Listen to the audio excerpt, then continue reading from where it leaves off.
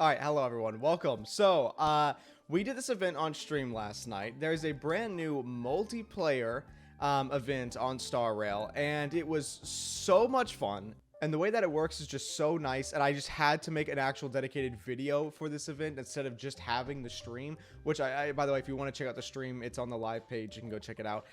But I just wanted to explain how this event works and why it's so cool and so nice. And how I think that it should be a permanent feature in the game instead of just being like a limited time event. So when you first go to the event, you do get this screen. Normally, when you start the event, you do have to go to a terminal, and there is some like actual lore to the event as well, which I was kind of surprised by.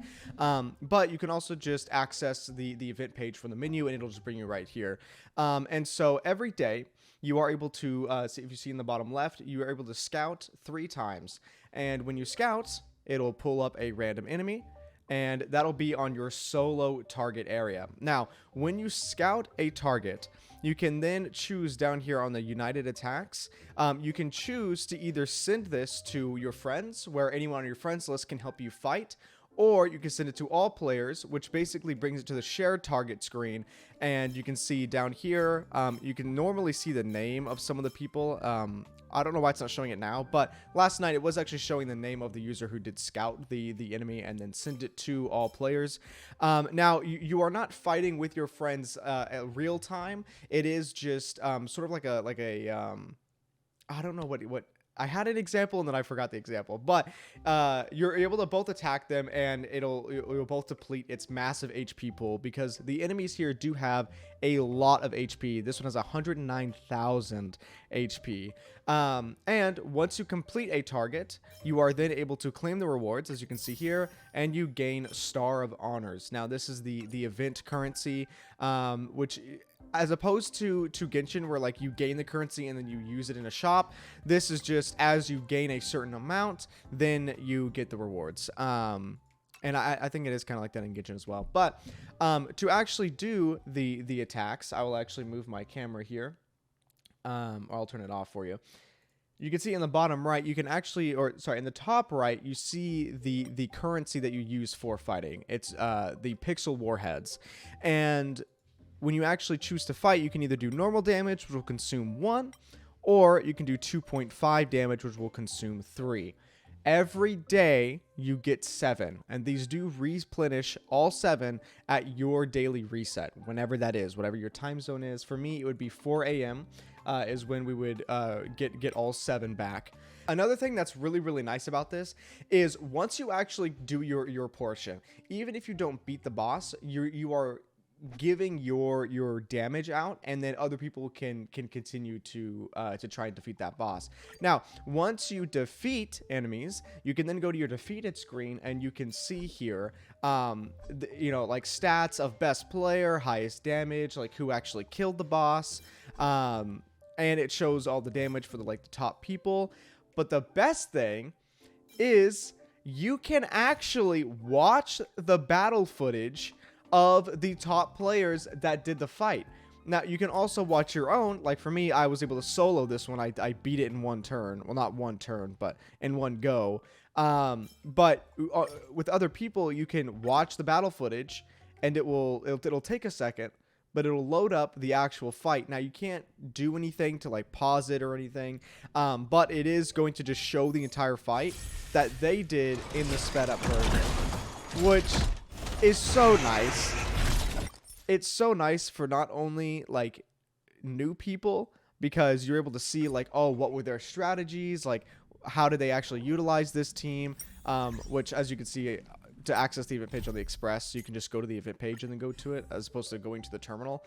But once you actually complete, then there is also normal daily missions that you can do.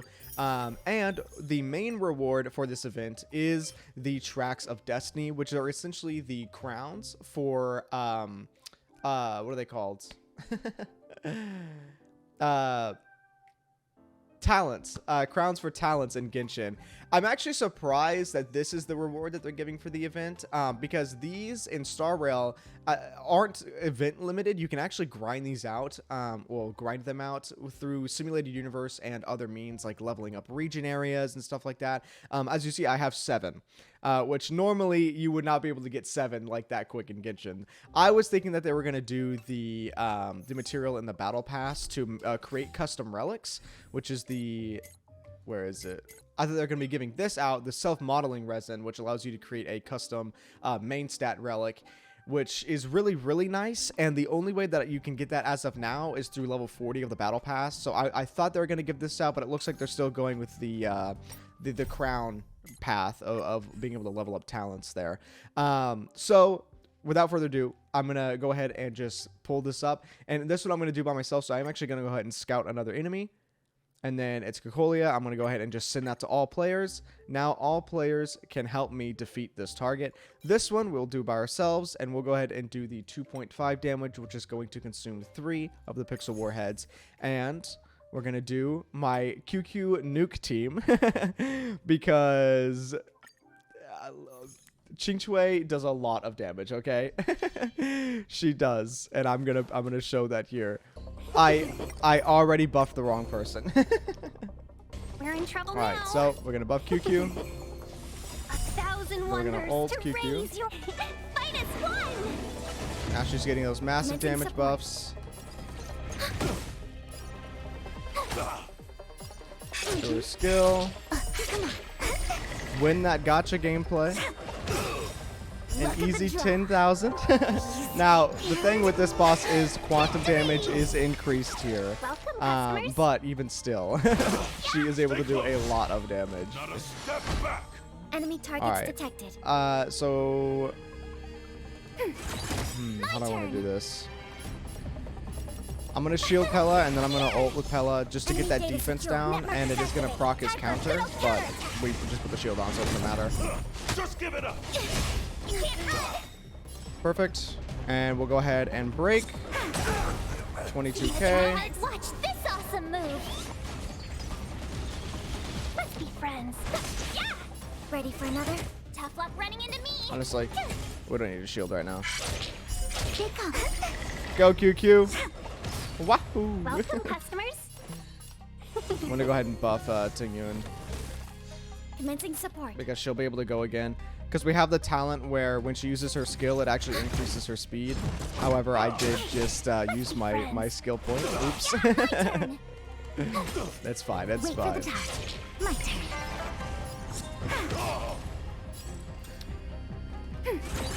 On my mark. Okay. Enemy data secure. Now we'll do Network this. activated. Time Always for wait for him to counter. summon his friends before you do AoE attacks. Here stands the Silvermane God. Welcome, customers. Alright, so now we're going to buff. Then we're going to ult. 1,000 wonders to raise. Fight as one. Tough luck running into me. We will go ahead and shield QQ because I will be attacking with her. You can't run. Luck of the draw. I should be able to kill him in the amount of turns that we have. Yeah, because we have 3 more full rotations. And Ready for another? he should be dead here in a second. Choose. Oh! There we go. Yeah, it's okay. Qingque is a very good quantum damage unit if you don't have Cele, by the way. Now, one other thing that I did actually want to mention that I forgot to show there is, yes, during the fights, you can actually use your friend's support characters. This is one of the only other areas that you can use your support characters. Before it was only in the Calyxes, but you can do it here. You can just choose, add them in, and you can go ahead and get into it. Which is really, really nice. I'm glad that they're adding actual ways to use the support characters besides just farming materials. Hopefully they'll add it in, you know, the more in-game stuff.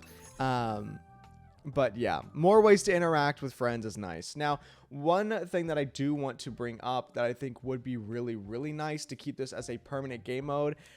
Yes, it being limited here to all players is cool. It's great. I love it. I'm glad that they're actually going into multiplayer events. However, this would be perfect for a clan like system, for a system that actually involves the clan members. Let us have clans like in normal Honkai, and you can, this is just a normal thing.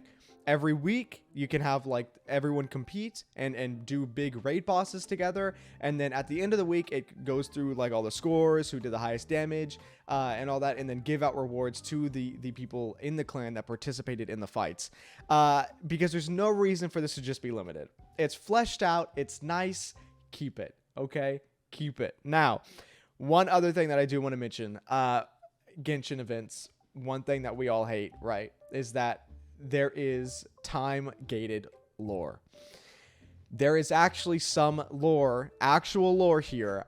This event is technically created by Silverwolf. Silverwolf created this game because she had a bet, basically. And we learned that once we actually beat our first enemy, we then get the opportunity to talk to Silverwolf through the terminal screen, and we're able to ask her questions. I'll have footage on screen from our stream last night here. We were able to ask questions like, why did you join the Stellaron Hunters? Like, where were you originally from? And we do learn that she's from a planet called Punklord. And that the reason she joined the Stellaron Hunters is because she got bored there, and she's just the best hacker, and she wanted something to give her a challenge.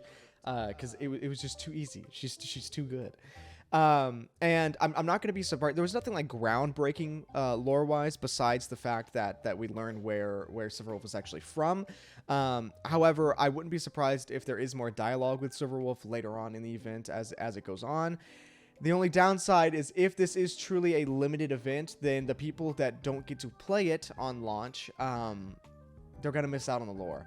And it's the same way in Genshin, where like even now the Stars event, the very first one at 1.1 with Fischl, and the False Sky, the ones who missed that event, I'm sorry, you don't get to do it.